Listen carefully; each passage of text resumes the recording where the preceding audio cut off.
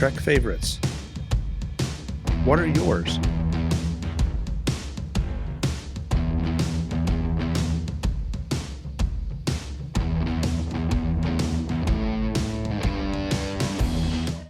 Welcome to Trek Favorites.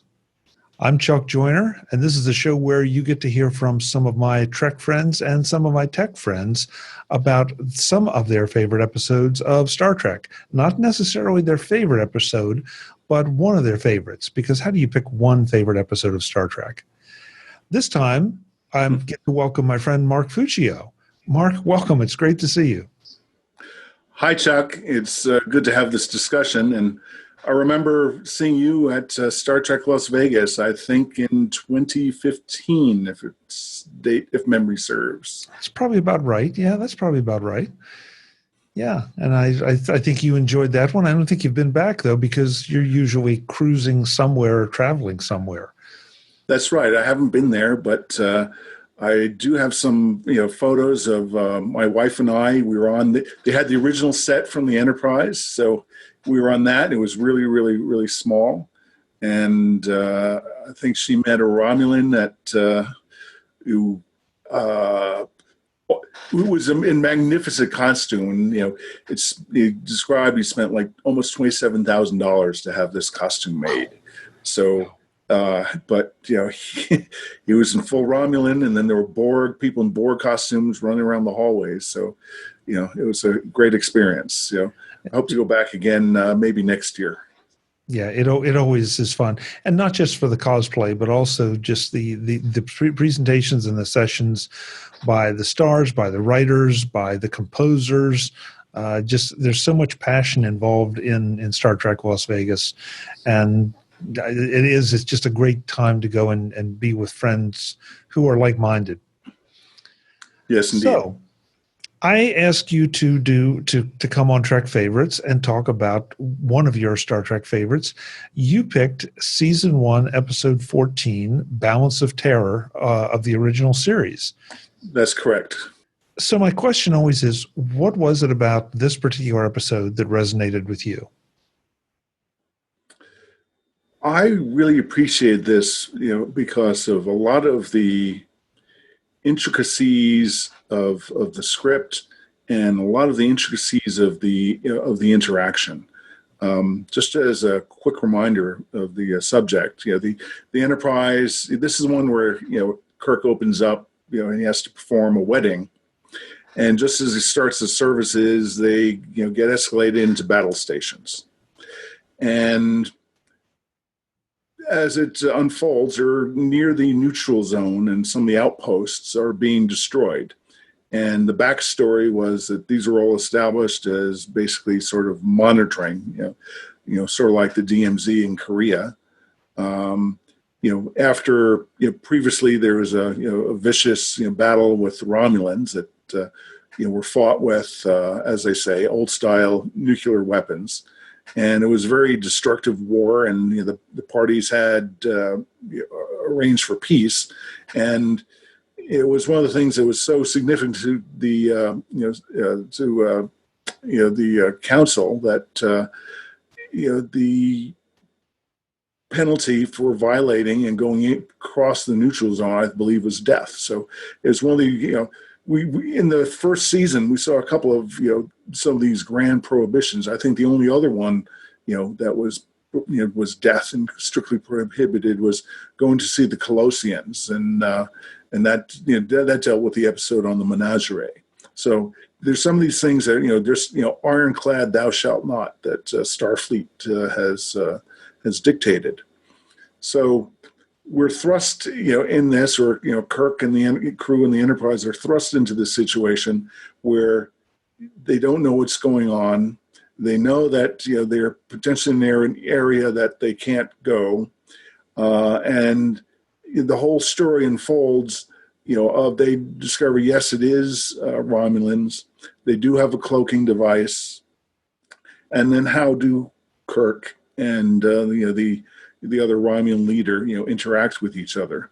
And at the same time, you can see that the subtlety of, Kirk has to manage his own crew. He has, I think the gentleman's name was Styles, was a navigator, and Stiles, he was saying that we'll know them when we'll know the Romulan ship. And Kirk says, well, how? We've never seen it. Do you think they'll just identify themselves? He says, well, it will be painted. It will have a bird of war underneath. And Kirk says, oh, I didn't know history was was another of your specialties, Mr. Stiles. And he said, family history, sir. To which Kirk adds, he adds family history, sir. I had, we've had, elders who were generals and captains and lieutenants in that war. And then Kirk says, their war, Mr. Stiles, not ours.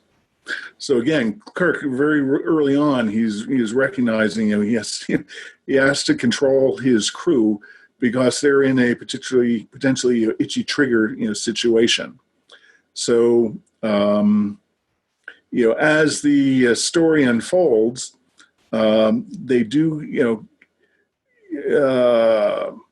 start to follow the Romulan vessel, but Kirk does it in a very subtle way. Instead of going in trumpets blaring, he follows them so that they think he's in the shadow. And this is a motive. There's all sorts of war stories and submarine stories where people are looking, and the captain's trying to figure out is that American or that Russian or that other sub out there, or is this just a ghost? So this is, again, I think, just great literature. This is a rich tradition of the starship just following along. So as they get into this, they get at one point where they can actually see it, and lo and behold, we see the first Romulan, played by Mark Leonard, and he looks like a Vulcan. And you can see, the camera panning around. Everybody's, in the control room of the Enterprise. There's, the look at Sulu, and he's thinking, oh, I hope this, he's sort of trying to interpret his look.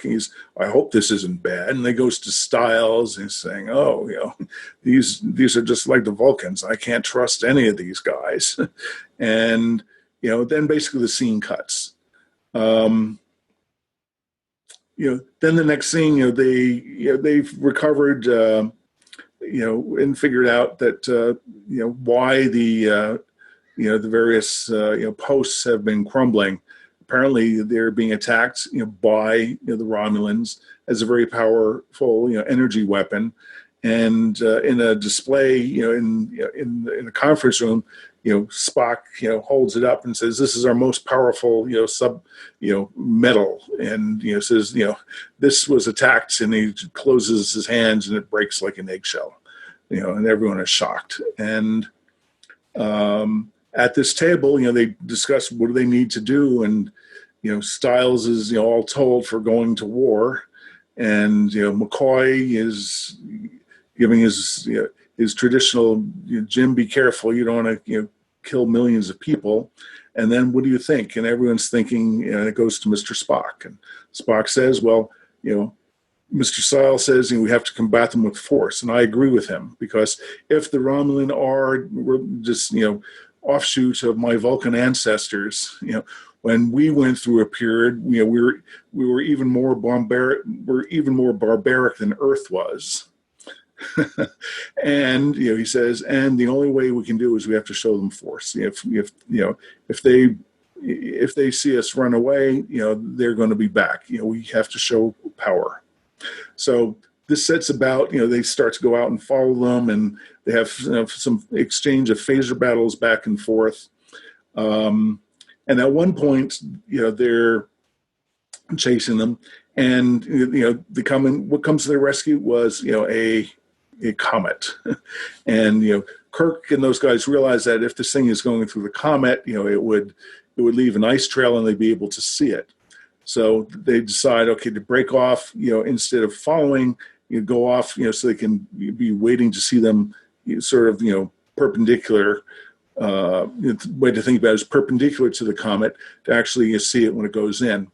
The thing comes in and they shoot to the other side, and they're expecting, they're not expecting that they're going to be seen. They expect that they will be able to fire a killer shot at the Enterprise. And there's talk at the battle, and there's basically saying, okay, the starship, they're foolish because their sensors can't penetrate and deal with all the complexity and invasiveness that this comet has. And then they do them, and he comes up and he says, okay, Captain, this is saying on the Romulan ship, okay, Commander, the image of the starship has vanished. And then you look and it cuts to Mark Lenard, the Romulan commander's face, and you can see it's, oh shit, I miscalculated. And he immediately calls evasive maneuver such and such in order to get them out of there, because he realized that Kirk had by following them and allowing them to go into the comet and then disappearing, that they had basically set him up to be able to take a shot at him. So one thing leads to another.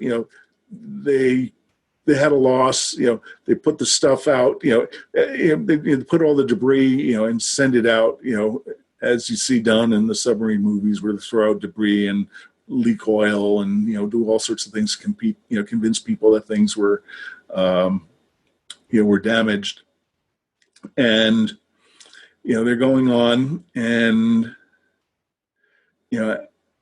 Enterprise comes back. They have another exchange of volleys, and one of the junior officers on the Romulan ship is telling the commander, we have to decloak and we have to shoot them. And I think this is the line where he tells him, "Oh, this foreign captain, he's a sorcerer. He reads my mind, as if it is his own." So you can see this growing respect between the two captains. That they each know the game that each is playing. And then finally, at the end.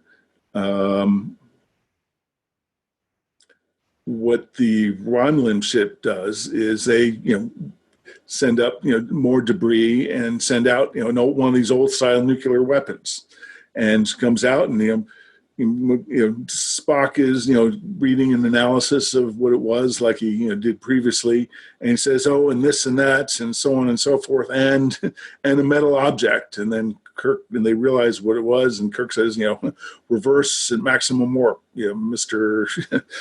Sulu," and pulls them out, and they're going and going and going, and it's minutes and minutes and minutes, and finally see this thing is starting to run out of energy, so it's not starting to follow them. As it gets close, they fire a phaser at it, which detonates. So it kills all sorts of people on the Enterprise. So then they come back for their final attack, and at this point. They lost control of the phasers from the bridge. Had to go down to the control room, a couple decks below, and they need two people. And Mr. Style says, my first assignment was weapons control. So Kirk dispatches him down there, and Mr. Spock is going out and around, with his prototypical, Apple iPad, taking different notes, and he goes in, and Styles is there, and he gives him sort of a, "Kurt, we're fine, Vulcan. We don't need your help." So Spock goes and moves around, and then lo and behold, they have some sort of coolant leak, and renders them unable to do anything, and Kirk is calling for them to fire the the last deadly blow against the Romulans, and nothing happens. And after he does it, 3 times, Spock realizes, oh, they can't do it. So drops his pad and goes running around, goes in the room, sees that they're, unconscious or whatever on the floor. He goes in and he manually shoots it. Then we have, sort of, a cut to the last of the, Romulan, and Kirk is offering, to beam them aboard, and they're being mortal, they're wounded, and take care of them. And the Romulan says, no, we're creatures, we've been trained to serve all our lives. I have only one duty left to perform.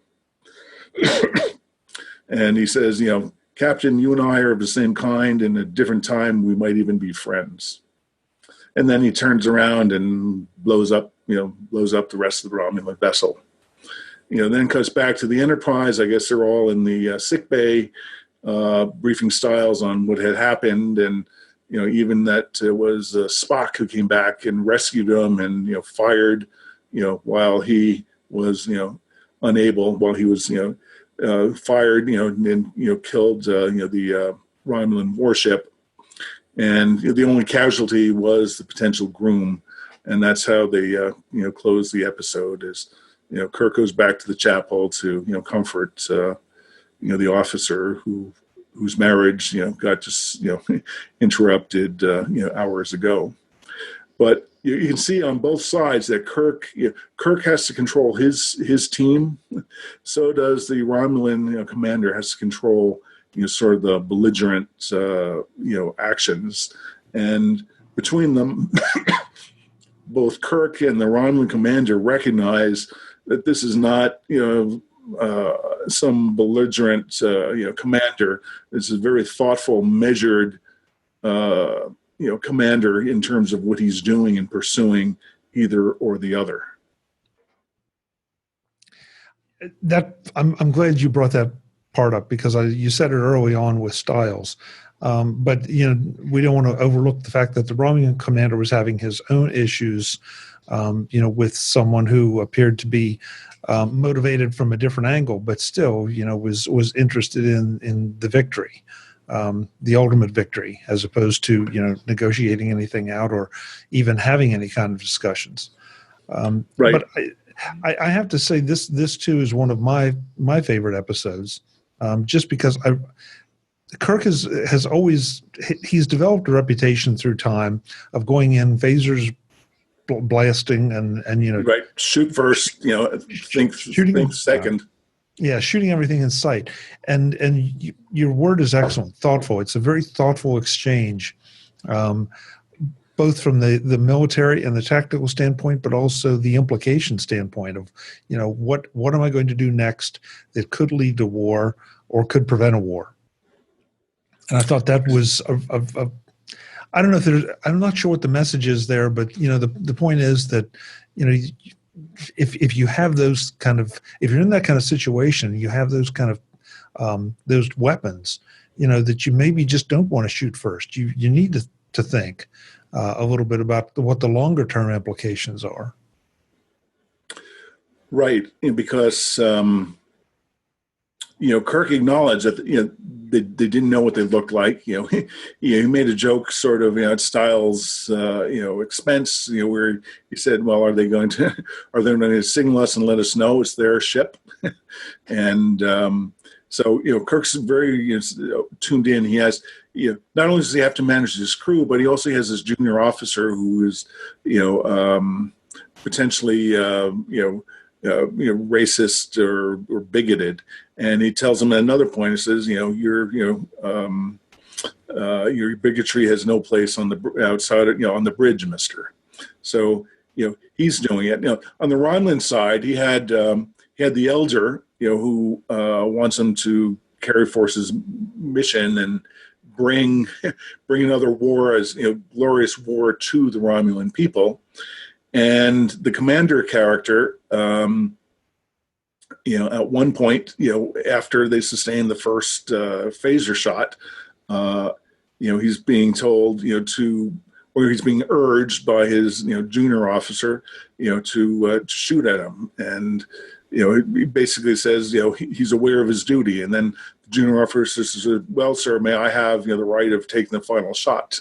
And then, the Mark Leonard Romulan character basically, dresses him down and says, he's aware of what his duty is, and and no one is to fire. He will be the final authority on that. So want to make sure, okay, he doesn't make sure everybody else in his crew realizes, not to follow, anything an overeager underling might instigate and try to do. And if I remember correctly, at one point, the underling sends a message and breaks radio silence and ends up getting demoted 2 grades, which I thought, okay, that's a very martial philosophy of punishment. You're not confined to quarters; you lose 2 grades in rank. Right. Don't do it again.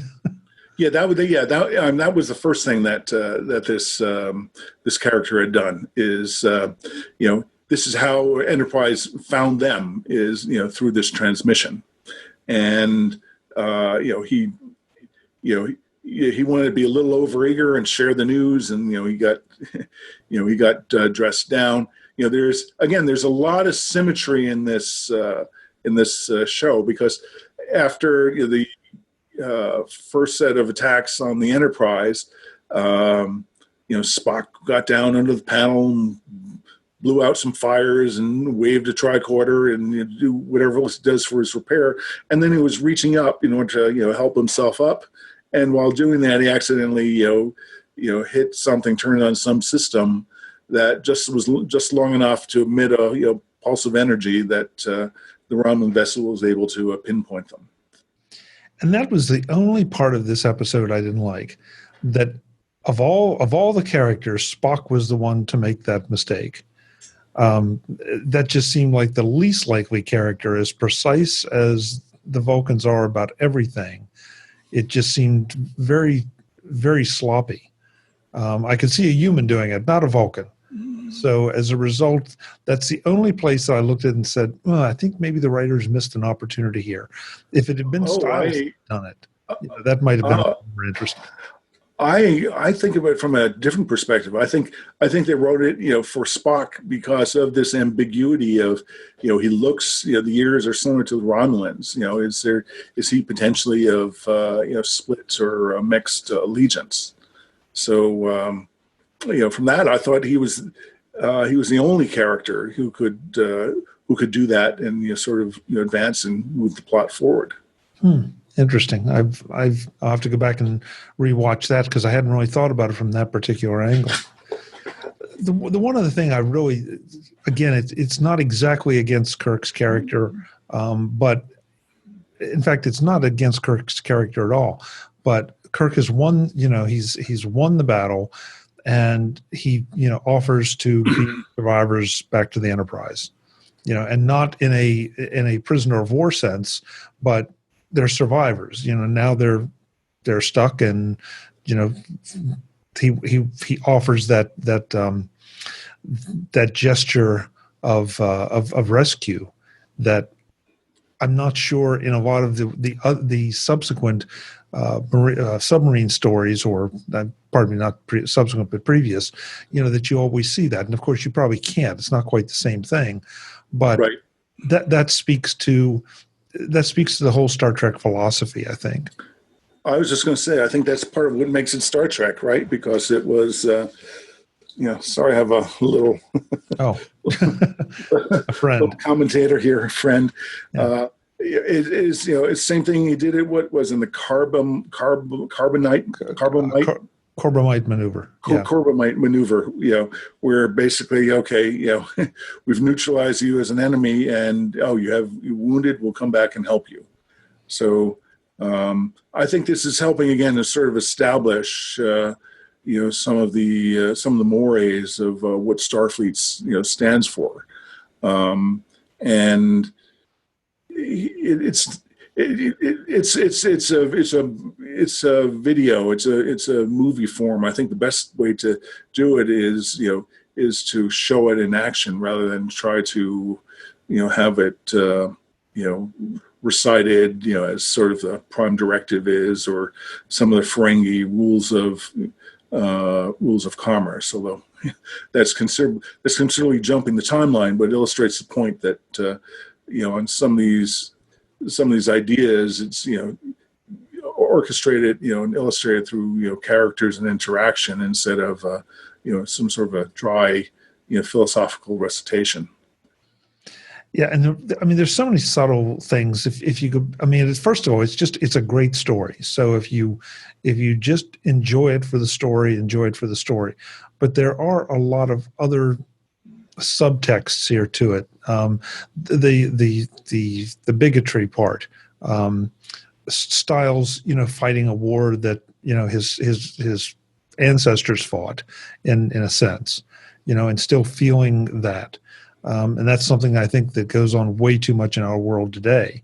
Okay, that was your grandfather's war, your great grandfather's war, and I respect the fact that you might not, you might not, you might not have affection for that organization that was your grandfather's enemy, but kind of what's the point? I mean, do you really need to bring that forward?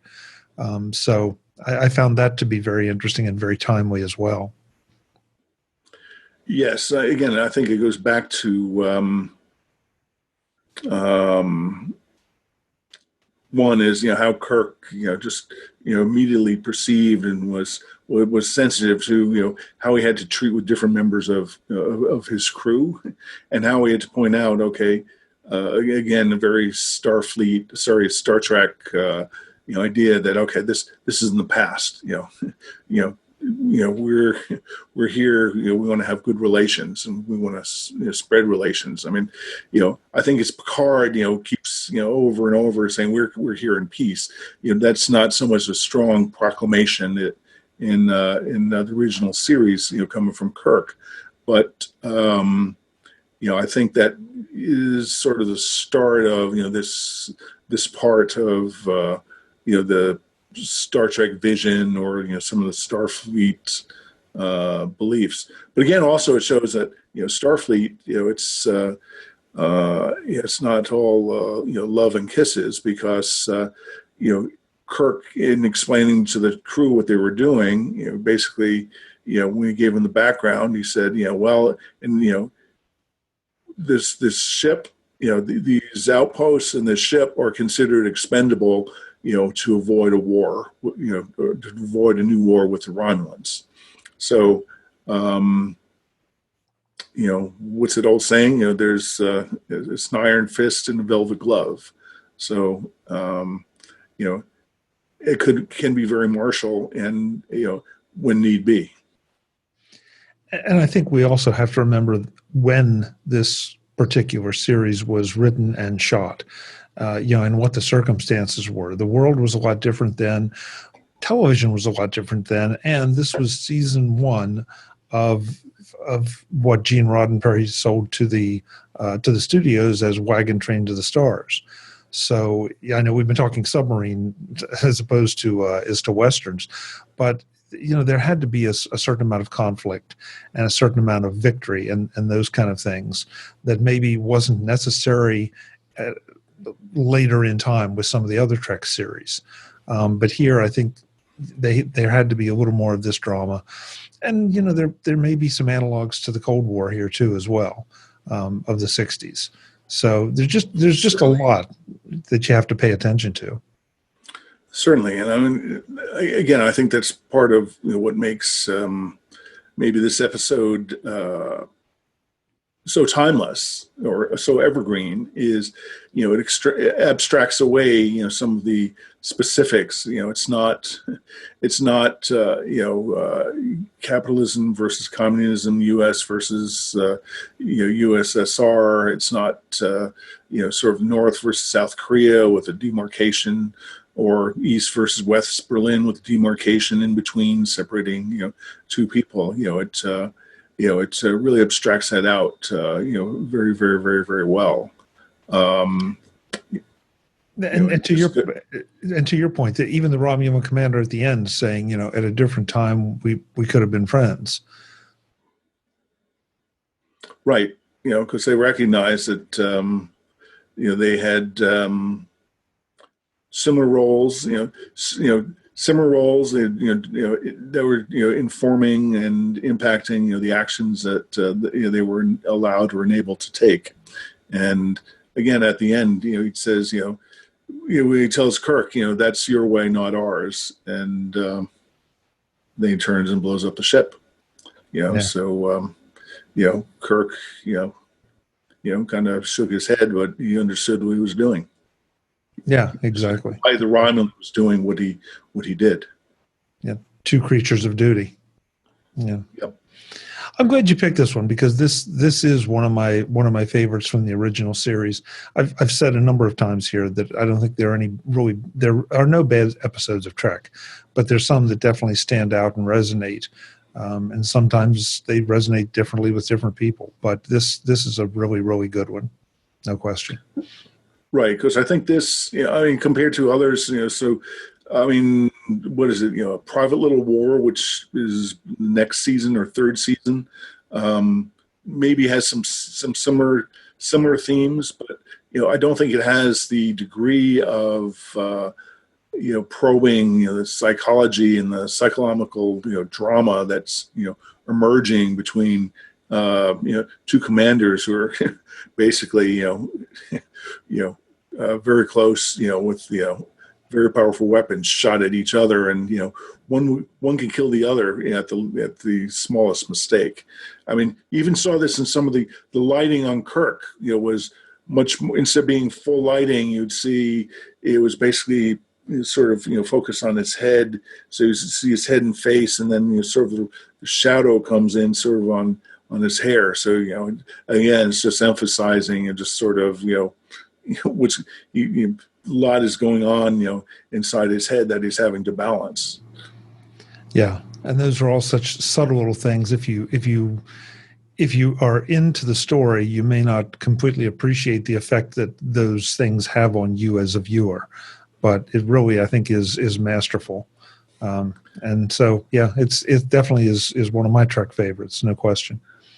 And from rewatching it, for the show, I mean, I think really it helps develop, a better appreciation for the acting skills of William Shatner. He's not, sort of the, the blowhard of Denny Crane in Boston Legal, or the guy in the Negotiator, Priceline commercials. He's actually, does have, quite a good range and subtlety, about him. Yeah, I don't think Shatner's always gotten a fair shake as time has gone on. There are a lot of parodies of him, and he definitely has a style. And I'm not enough of a student of acting to be able to identify what that style is. But as far as I'm concerned, that he is the one that brought James T. Kirk to life, and that's I can't. As much as I enjoy Chris Pine's version of Kirk, Shatner still is Kirk. Period. So. Yep. Mark, sorry, thank you. Who did you mention?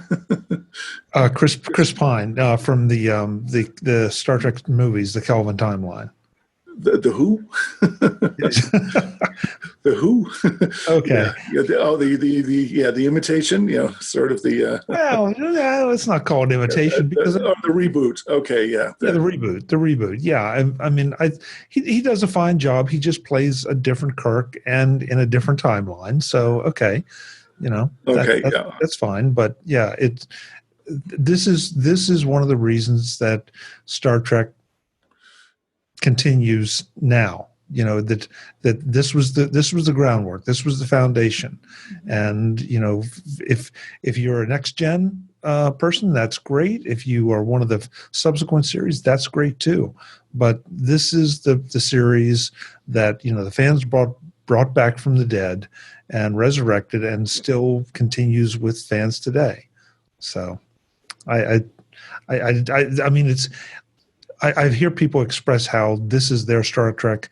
This series or that series is their Star Trek. This is still mine. I mean, as much as I enjoy all the others, and I really do enjoy all the others, this one still holds a lot of meaning and a lot of enjoyment for me. No question. Right. There's so much out there in the catalog. You don't have to choose one thing. It's not a zero-sum game. I mean, you can have favorites. I mean, I have favorites in the other series as well, but if you boil it down, it's either this, or what's the other one? Let that be your last battlefield, where people are black or white on either left or right or left, and that's sort of parody on how out of control bigotry and racism gets if you just pay attention to physical features. And again, I think that also has a very intricate script. But no, for number one favorite, I'd say Balance of Terror. Good. Mark, I hope you'll come back and discuss another Trek favorite as we dig deeper into the catalog. But I really appreciate the time. This was fun. Chuck, great talking to you. Thanks. Folks, that's one of our Trek favorites. We would like to hear from you. Is this one of yours? What did you think of it? Do you agree with Mark's analysis, my analysis? Let me know. Chuck@TrekFavorites.com, or post something to our Facebook page. Until the next time, thanks for watching. Visit TrekFavorites.com to access all our shows, watch the video versions on our YouTube channel, and connect with us on Twitter and Facebook as @TrekFavorites.